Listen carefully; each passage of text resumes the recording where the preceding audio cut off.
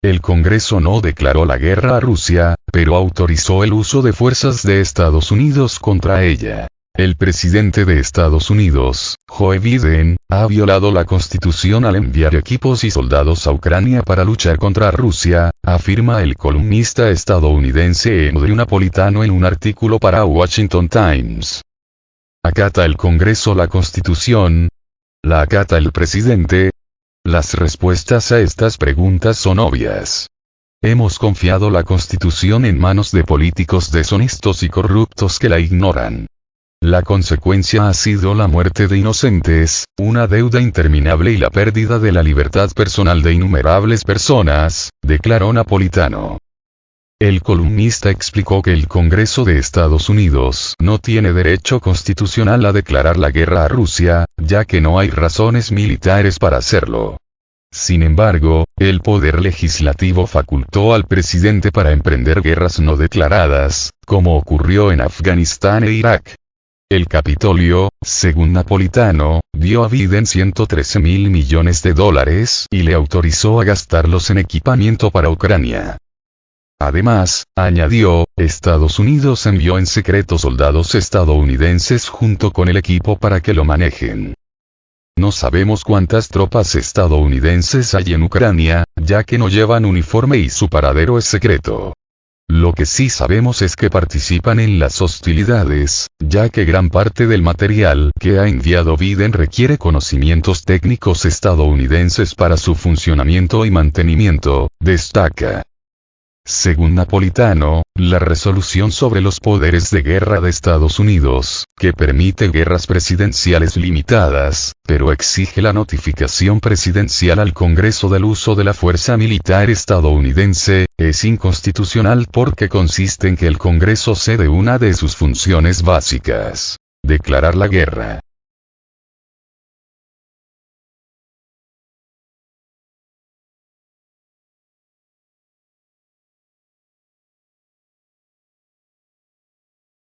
Agrega que no sería sorprendente si Biden da un aviso de la ley de poderes de guerra a la llamada Banda de los Ocho, conocida como el Congreso dentro del Congreso.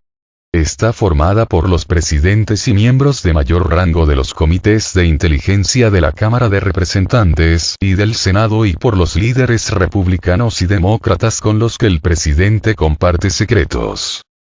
Del mismo modo que el Congreso no puede delegar sus poderes bélicos al presidente, tampoco puede delegarlos a la Banda de los Ocho. Napolitano hace hincapié en que el concepto de la Banda de los Ocho es antitético a los valores democráticos, pues se les informa de cualquier acto de violencia que esté tramando el presidente se hace bajo juramento de secreto. ¿Qué clase de democracia opera y asesina en secreto?, se pregunta el columnista estadounidense.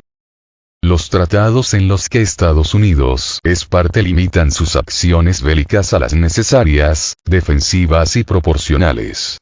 Así, si una potencia extranjera está a punto de atacar, el presidente puede atacar primero. Más allá de un ataque inminente, el fundamento para la guerra debe ser real, la amenaza militar del adversario debe ser grave y palpable, el objetivo de la guerra debe ser claro y alcanzable, y los medios deben ser proporcionados a la amenaza. Todas estas condiciones no corresponden a la situación con Rusia y Estados Unidos, asegura Napolitano, recordando que Moscú no amenaza de manera alguna a Washington. Moscú ha advertido repetidamente a los países occidentales que suministrar armas a Ucrania no cambia nada y solo prolonga el conflicto. Como subrayó el ministro de Asuntos Exteriores de Rusia, Sergei Lavrov, Estados Unidos y la OTAN participan directamente en este enfrentamiento no solo dotando armas, sino también entrenando personal.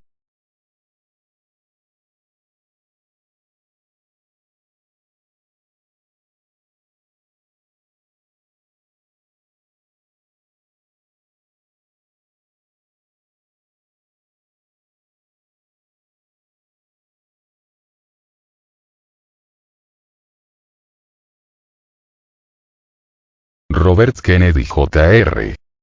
Las preocupaciones de Rusia por la expansión de la OTAN son legítimas. Hablando en la señal de noticias NewsNation, Robert Kennedy Jr.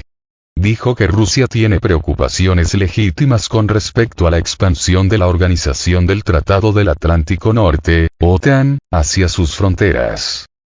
Estados Unidos jamás permitiría que Rusia desplegara sus sistemas de misiles en Canadá o México. Si lo hubieran hecho, nosotros habríamos invadido. Y deberíamos ser capaces de ponernos en su lugar, sentenció Kennedy Jr., el candidato demócrata a la presidencia en Estados Unidos. Los rusos fueron invadidos 3 veces desde Ucrania. La última vez que lo fueron, los alemanes mataron a 1 de cada 7 rusos, recordó el aspirante presidencial, en referencia a la Gran Guerra Patria, cuando Moscú resistió el embate de la Alemania nazi. Destruyeron 1/3 de Rusia hasta dejarla en ruinas. Quemaron los campos. Mi tío dijo esto en 1963 en un discurso, dijo el abogado ambientalista, en alusión al asesinado presidente John F. Kennedy. Dijo que los alemanes habían destruido el equivalente en Estados Unidos a la parte que va desde la costa este hasta Chicago. Imagínese si todos los campos de trigo, todos los bosques fueran quemados, todas las ciudades se convirtieran en ruinas, que es lo que se hizo en la Unión Soviética, afirmó.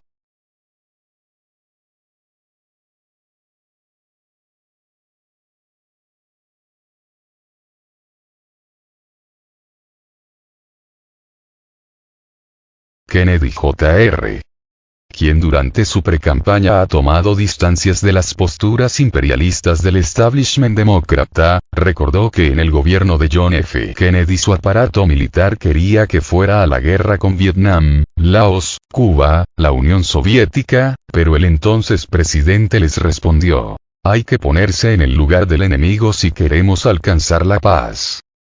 Ahora hemos desplegado sistemas de misiles en Rumania y Polonia, justo al lado de la frontera rusa, señaló Kennedy, quien, en referencia a la llamada crisis de Bahía de Cochinos, reconoció: cuando Rusia colocó misiles nucleares en Cuba, estaban más lejos de Estados Unidos de lo que ahora nosotros estamos de Moscú. Ucrania es un peón de Estados Unidos. Continuando su discusión sobre el conflicto en Ucrania, Kennedy Jr. cuestionó el accionar del gobierno del presidente Joe Biden al impulsar y financiar la escalada bélica de Kiev, administración que tildó de peón de Estados Unidos en una guerra proxy contra Moscú. Además, criticó a la Casa Blanca por no buscar la resolución a través de la diplomacia y descarrilar el acuerdo de paz entre Moscú y Kiev. Al respecto, condenó que cuando Rusia y Ucrania llegaron a un acuerdo de paz, la Casa Blanca envió a Boris Johnson para sabotearlo, dijo en alusión al Tratado de Neutralidad Permanente y Garantías de Seguridad para Ucrania, presentado por el presidente ruso, Vladimir Putin. Los rusos actuaron de buena fe después de firmar el acuerdo. Retiraron tropas de las afueras de Kiev. Y nosotros no actuamos de buena fe, aseguró.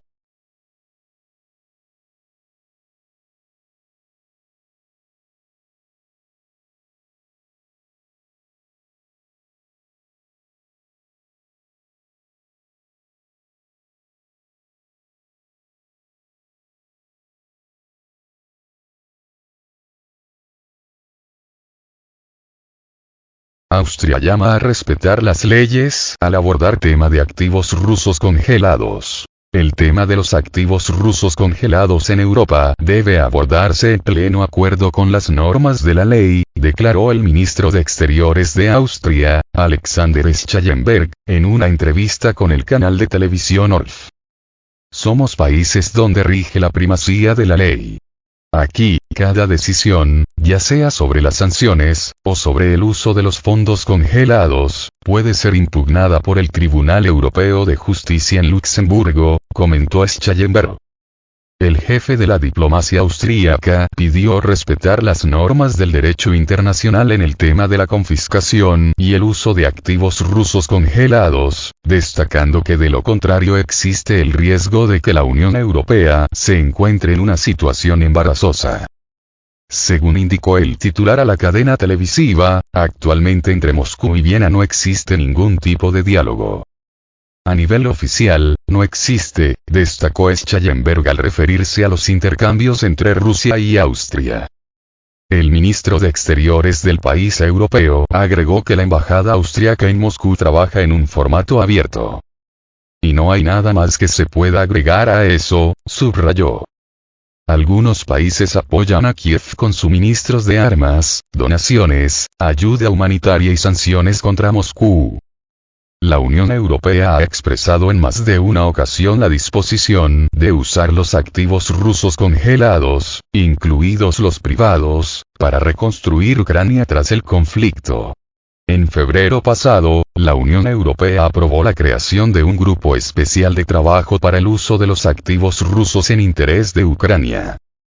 Según el comisario europeo de Justicia, Didier Reynders, para julio de 2022 la Unión Europea bloqueó entre 200.000 y 300.000 millones de euros de los activos del Banco Central ruso, a petición de Kiev, mientras los activos privados congelados en el territorio europeo superaron los 24.000 millones de euros, según con los datos de la Comisión Europea.